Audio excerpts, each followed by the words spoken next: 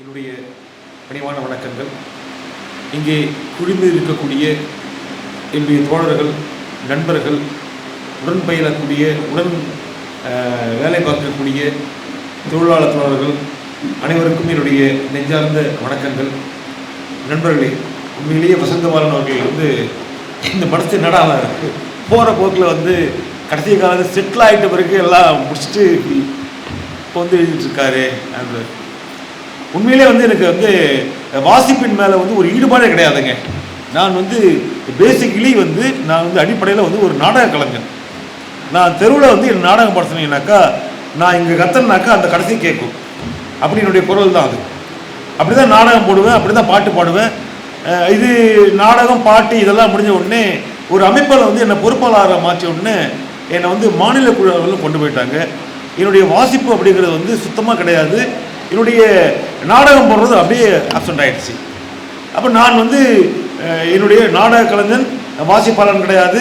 ஆனால் அமைப்பில் வேலை செய்யணும். அப்போது அந்த வேலையை மட்டுமே பார்த்துக்கிட்டு இருந்தேன். நான் அந்த வேலையை மட்டுமே பார்த்துக்கிட்டு இருந்தேன். என்ன இந்த கொரோனா இருக்கு இல்லைங்களா, இதுதான் என்னை வாசிப்பில் தள்ளிவிட்டதில் மிகப்பெரிய பங்களிப்பு. இந்த நாவல் வாசிக்கிறதுல நாவலையும் சிறுகதையும் தேடி தேடி வாசிக்கிறதுக்கு மிகப்பெரிய உற்சாகத்தை கொடுத்தாருனாக்கா நம்முடைய தோழர் சிராஜ். அவர் தான் நாவல் வாசிக்கிறதுல சில நாவல்கள் கொடுத்து ஆசையை தூண்டுதுன்னு சொல்லுவாங்கல்ல, அப்படி ஆசையை தூண்டி விட்டார் வாசிக்கிறதுல. அது எனக்கு ஒரு போதையாக போச்சு. எங்கள் வீட்டில் எங்கள் சுமதி திட்டாத நாளே கிடையாது. நான் வீட்டில் இருக்கிறேன், குழந்தை வீட்டில் இருக்கிறான், சின்னவன் போய் காலேஜ் போனோன்னா வந்தானா இல்லையா கேட்கவே மாட்டியா நீ, இது அப்படிங்கிறது தொடராகிடுச்சு. பெருந்தொற்றுக்கு பிறகு பெருந்தொற்று என்னை வாசிப்புக்கு அந்த போதையை ஏற்படுத்திச்சு. அந்த போதையை ஏற்படுத்திய கையோட நான் எழுதினேன்ல, இவன் எப்படி எழுத்தாளனா மாறினான்றது. நான் உண்மையிலே தத்துக்காப்பத்துக்காக தான் எழுத ஆரம்பித்தேன். ஆரம்பத்தில் அப்படி எழுத ஆரம்பித்த உடனே என்னுடைய எழுத்தை செழுமைப்படுத்துதல் மிகப்பெரிய பங்களிப்பு கருப்பு கருணாவுக்கு தான். நான் முகநூலில் இந்த பதிவு போடுவதற்கு முன்னாடி கருணாகிட்ட ஃபோன் பண்ணி இப்படி ஒரு பதிவு போடலான்னு இருக்கிறேன், இந்த நாவலை உங்களுக்கு மதிப்புரை எழுதி அமைச்சிருக்கிறேன், நீங்கள் பாருங்கன்னு. அவர் பார்த்துட்டு அதில் சில திருத்தங்கள் சொல்லி இப்படி கொண்டு போனான்னுவார். அப்படி கொண்டு போவேன். நான் அடுத்தடுத்து இப்படி எழுதிட்டே இருக்கும்போது திடீர்னு ஒரு நாள் ஃபோன் பண்ணி, உன்னுடைய மதிப்புரை ஒரு பத்திரிகையில் வந்துருக்குது, நீ பெரிய ஆள் ஆகிட்டுறா, நீ எழுத்தாளர் ஆகிட்டுற அப்படின்னாரு. என்ன கருணாதையும் சொல்கிறேன், ஆமாண்டா சொல்லி அவர் ஒரு பத்திரிகை அதை கொடுத்து அப்படி பண்ணார். அவர் சொன்ன விஷயம் என்னன்னாக்கா, நீ எழுத்தை வாசிப்பை எப்பொழுது நேசிக்க ஆரம்பிச்சியோ அந்த வாசிப்பு வாசிச்ச உன்னை சும்மா விடாது. அது கொஞ்சம் கொஞ்சமாக சிதைச்சிக்கிட்டே இருக்கும் உன்னை. இந்த சிதைப்பை நீ உனக்குள்ளே இருந்து விடுபடணும்னாக்கா நீ உன் மேலே இருக்கக்கூடிய அந்த வழியெல்லாம் வேற ஒரு மேலே தூக்கி போட்டுரு. அப்போதான் நீ உன்னுடைய வழியை போயிட்டு அடுத்த வழியை தேடுவ. உனக்கு நீயே வழி ஏற்படுத்திக்கணும் ஒரு எண்ணத்தை உருவாக்குறது கருப்பு கட்டாதான். ஒவ்வொரு முறையும் புத்தகத்தை வாசிக்கும் பொழுதும் என்னால் ஏன் இப்படி எழுதப்படுதுனாக்கா, அதை என்னுடைய வாழ்நிலையோடையும் எனக்கு நான் பேசக்கூடிய, நான் பார்க்கக்கூடிய மனிதரோட கலந்து கொண்ட பல்வேறு விஷயங்களை தான் அந்த நாவலோடையோ சிறுகதையோடையோ கற்றோடையோ ஒரு இன்ட்ரோ இருக்கும் எனக்குள்ள. அந்த விஷயத்தை இன்னைக்கு இருக்கக்கூடிய அரசியல் புரிதலோட ஒரு லிங்க் பண்ணி தான் அந்த நாவல் எப்பொழுதுமே அந்த கட்டுரை என்பது எழுதுவேன். இது இன்னும் அந்த கொரோனா பீரியடில் கிட்டத்தட்ட ஒரு 165 கட்டுரைக்கு மேலே எழுதுனது.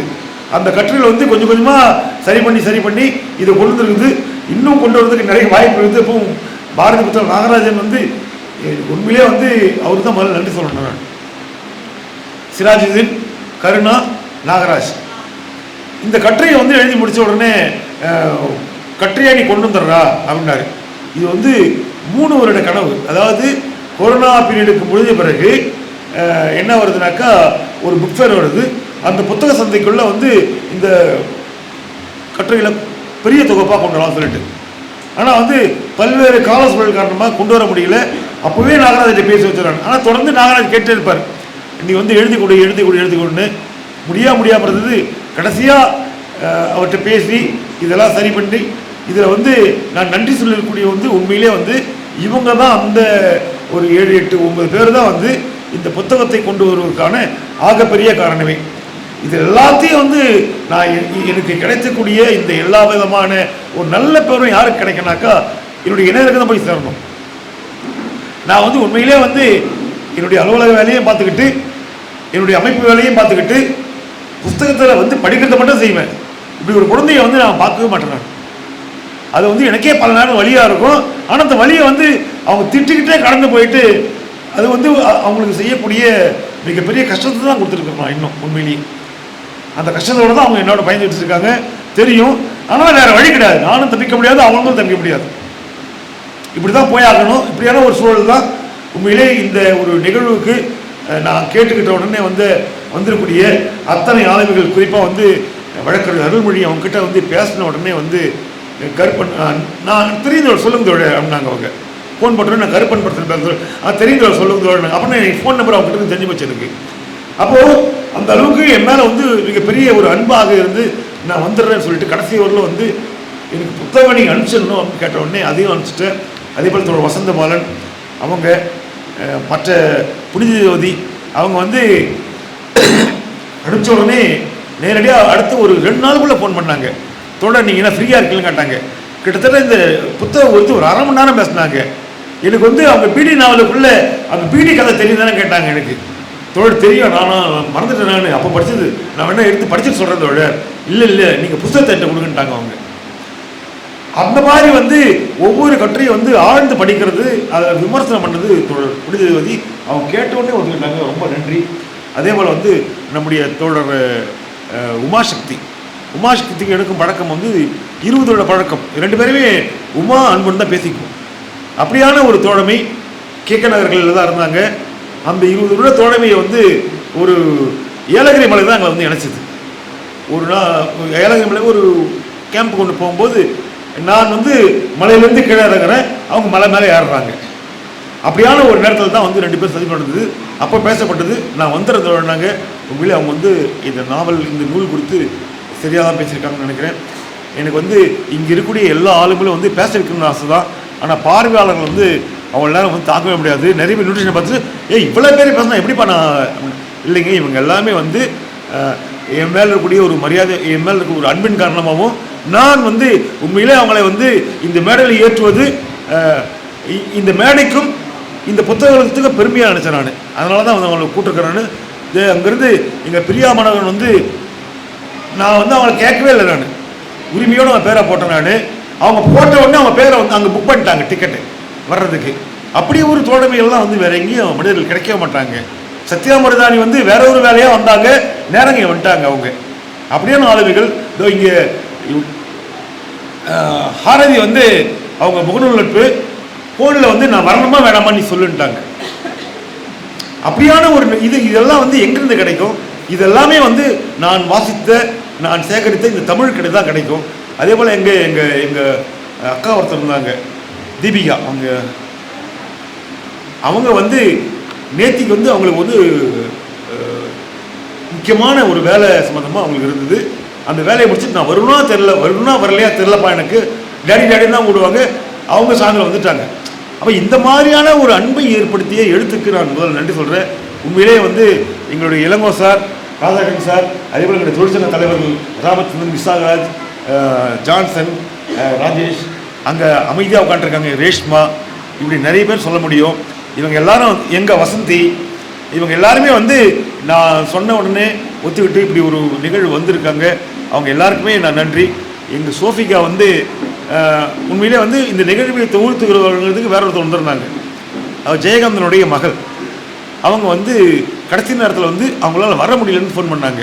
நான் சோஃபிகா கேட்டேன், சோஃபிகா நீ வந்து தொகுத்து வழங்குமான்னு கேட்டேன். நான் எந்த விதமான கூச்சமும் இல்லாமல் இங்கிலீஷில் யார் பேரையே போட்டால் என்ன எப்படி நான் தொகுத்து வழங்க முடியும் அப்படின்னு கோவப்படலாம் இல்லை.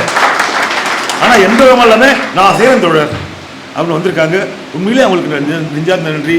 அப்புறம் நிறைய பேர் எங்கள் சார் சீனிவாசன் சார், அவருக்கு ஒரு இன்விடேஷனாக கொடுத்தேன். நான் இன்விடேஷன் கொடுத்தோன்னே நேராக வந்துட்டார். எனக்கு உண்மையிலே மிகப்பெரிய ஆச்சரியம். அவருடைய வேலைகளுக்கு இடையில் அவருக்கு எல்லாம் வந்திருக்கிறதெல்லாம் உண்மையிலே வந்து இது என்னுடைய எல்லாருக்குமே வந்து வாழ்க்கையினுடைய 2 பாதி சொல்லுவாங்க. ஒன்று வந்து வேலையும் ஒரு போர்ஷனாகவும், வேலைக்கு அடுத்தது வந்து இன்னொரு வாழ்க்கையாகும். இந்தியாவினுடைய சராசரி மனிதர்களுடைய வாழ்நிலைமை அப்படிங்கிறதே வந்து எனக்கு தெரிஞ்சு வந்து 60 வயசு, இப்போ 60 வயசுக்கு கீழே நெருங்கிட்டு இருக்கிறோம். நான் 60 வயசுல வாழ்ந்துட்டு போகிறேன். நான் அடுத்தினுடைய வாழ்க்கை அப்படிங்கிறது வந்து என்னை சார்ந்த ஒடுக்கப்பட்ட மக்களுக்கோசரமும் அவங்க வந்து மேலே ஏறணும் அப்படிங்கிற ஒரு நிலத்துக்கோசரமும் நான் எந்த நிலையிலிருந்து என்னால் இந்த எழுத்துக்களை பயன்படுத்த முடியுமோ, என்னுடைய குரல் வளத்தை பயன்படுத்த முடியுமோ அதை பயன்படுத்தணும்னு சொல்லிக்கிறேன். மேலும் வந்து உங்ககிட்ட வந்து தாழ்மையான ஒரே ஒரு வேண்டுகோள், இந்த புத்தகம் என்பது ஒரு புத்தகம் 100 ரூபா. அந்த ஒரு புத்தகம் வந்து 100 ரூபா கொடுத்து நீங்கள் வாங்கலாம், இல்லை 100 ரூபாய் குறைவாக தான் இருக்குன்னு சொன்னாலும் வாங்கிக்கலாம். ஆனால் நீங்கள் கொடுக்கக்கூடிய ஒவ்வொரு பைசாவும் அந்த ஏழை மாணவனுடைய கல்வி உதவிக்க போகுது. வாங்கின இந்த புத்தகத்தை 100 ரூபானாக்கா அது 100 ரூபா மட்டும் கொடுத்து வாங்க தவிர எத்தனை ரூபானாலும் கொடுத்து வாங்கலாம். குறைவாக தான் காசு இருக்குது என்றாலும் அதையும் கொடுத்து வாங்கிக்கலாம். அங்கே கொடுக்குற தயாராக இருக்காங்க. இதுதான் வந்து இந்த உதவி இந்த நேரத்தில் நம்மக்கிட்ட வந்து கேட்டுக்கிட்டு உண்மையிலே வந்து இங்கே வந்துக்கூடிய எல்லோருக்கும் என்னுடைய அன்பினை தெரிவித்துக் கொண்டு முடிச்சுக்கிறேன். எல்லாருக்குமே ரொம்ப மகிழ்ச்சி. இதோ லவ்லி பாண்டே, பாலாஜி இவங்க எல்லாம் வந்து எங்கேருந்து வராங்க. எனக்கு ரொம்ப சந்தோஷமாக இருக்குது தோழலாம் வரும்பொழுது. உங்கள் எல்லாருக்கும் நன்றி, வணக்கம்.